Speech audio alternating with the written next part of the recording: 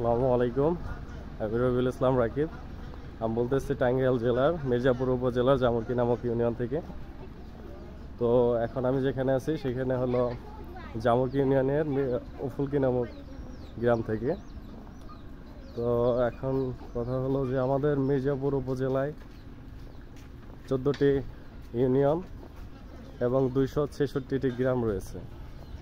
তার মধ্যে জামুরকি ইউনিয়ন হলো আয়তন এবং জনসংখ্যার দিক দিয়ে অনেকটা এগিয়ে আছে। আজকে মূলত আমার এই ভিডিওটি করা এই কারণে যে আমি যে রাস্তা দিয়ে হাঁটতেছি আজকে সেই রাস্তাটা আপনারা দেখতে পারতেছেন। তো আমাদের মির্জাপুর উপজেলায় একটি পৌরসভা, 14টি ইউনিয়ন এবং 266টি গ্রাম রয়েছে। তার মধ্যে আমাদের জামুরকি ইউনিয়নে 12টি গ্রাম অন্তর্ভুক্ত। তো আমাদের জামুরকি ইউনিয়নের মধ্যে আমার মনে হয় সব থেকে যে অবহেলিত এবং অবাঞ্ছিত যে গ্রামটি, যে পরিস্থিতি, রাস্তাঘাট এবং অন্যান্য সুবিধাদি, এইসব আমার মনে হয় যে এই গ্রাম সব থেকে পিছিয়ে আছে আর কি। তো এখন আমি বলতে চাইতেছি যে গত 54 বছরে, দেশ স্বাধীন হওয়ার পর 54 বছরে আমার মনে হয় যে আমাদের উফুলকি নামক গ্রামটাই, যে গ্রামে এখন পর্যন্ত রাস্তাঘাটের কোনো উন্নতি হয়নি। তো আমাদের যে রাস্তাঘাট এই যে আপনারা যা দেখতেছেন, সেটার জন্য আমি মূলত বলতে চাচ্ছি যে এর দোষটা হয়তো আমাদের নিজেদেরই, কারণ আমরা কোনো যোগ্য ব্যক্তিকে বা যোগ্য কোনো প্রার্থীকে আমরা হয়তো আমাদের যোগ্য আসনও বসাইতে পারিনি, যে কারণে আমাদের আজকে এরকম বেহাল দশা। আমাদের মির্জাপুর উপজেলায় একজন এমপি আছে, এমপির আসন আছে। তো একজন এমপির বাৎসরিক যে সরকার থেকে, সংসদ থেকে যে তার জন্য যে পর্যাপ্ত বাজেট, যেটা দিয়ে তার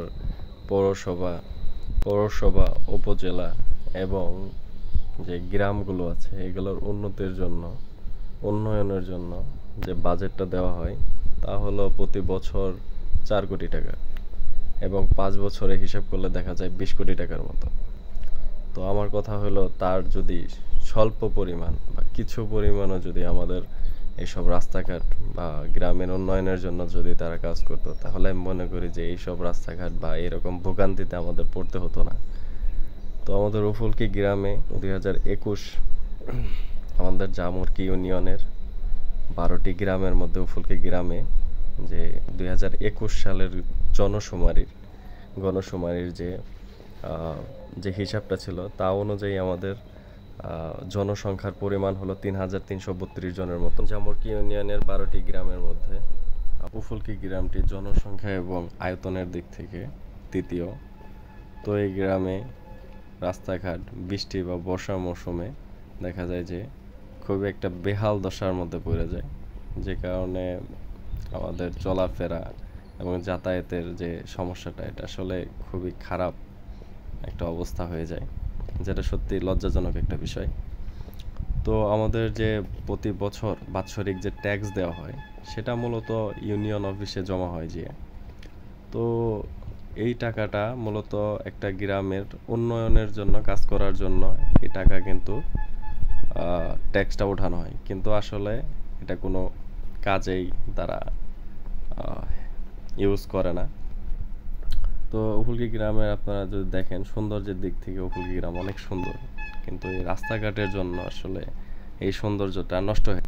এখন এই রাস্তাঘাটের যে পরিস্থিতি, এগুলা দেখার পরে আমরা বারবার যত রাজনীতিবিদ আছে বা আমাদের এই রাস্তাঘাট বা আমাদের ইউনিয়ন বা আমাদের উপজেলা পর্যায়ের যে কর্মকর্তা আছে তাদের কাছে বারবার যাওয়ার পরেও যখন রাস্তাঘাটের আসলে কোনো প্রকার উন্নতি বা এই রাস্তাঘাটের কোনো সমাধান যখন আমরা আসলে না পাইলাম, তখন আমার চাচা আজহারুল ইসলাম মন্টু, দুবাই চেম্বার একজন বড় কর্মকর্তা, তিনি নিজ অর্থায়নে আমাদের রাস্তার কিছুটা ভোগান্তি সে শেষ করার জন্য তার নিজের টাকা ব্যয় করে আমাদের রাস্তার জন্য কিছু রাবিশ যেগুলো রাস্তায় সে ফালাই দেওয়ার ব্যবস্থা করছে। তো আমি মনে করি সে উফুলকি গ্রামের একজন সুসন্তান, যে কারণে সে এইটুকু কাজ আমাদের জন্য করেছে। তো আপনারা পুরো ভিডিওটাই দেখেছেন এবং রাস্তাঘাটের যে অবস্থা ছিল এবং এখন যে অবস্থা, তো দুইটা আলাদা একটা রূপ। তো এখন হলো যে একজন ব্যক্তির দ্বারা পুরো রাস্তাঘাট করে ফেলা সম্ভব না। তো আমি সরকারের যারা কর্মকর্তা আছে, যারা এমপি পর্যায়ে বা চেয়ারম্যান পর্যায়ে আছে, তাদের দৃষ্টি আকর্ষণ করছি যেন তারা এই আমাদের যে রাস্তাঘাট এবং আমাদের যে শেষ ভোগান্তি, এটা যেন তারা খুব তাড়াতাড়ি সমস্যার সমাধান দেন।